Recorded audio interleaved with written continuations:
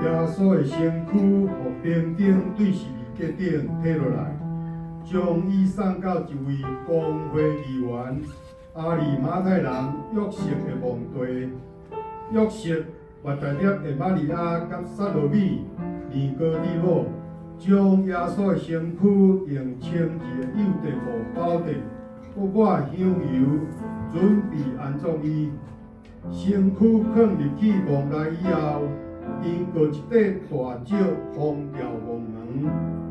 伊立倒想起耶稣捌讲，3日后我要对死倒活。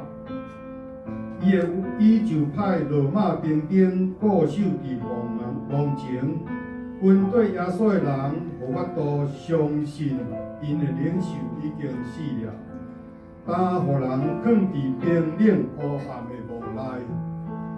因的五万破碎了，因的前途无定着，但看起来一切拢结束了。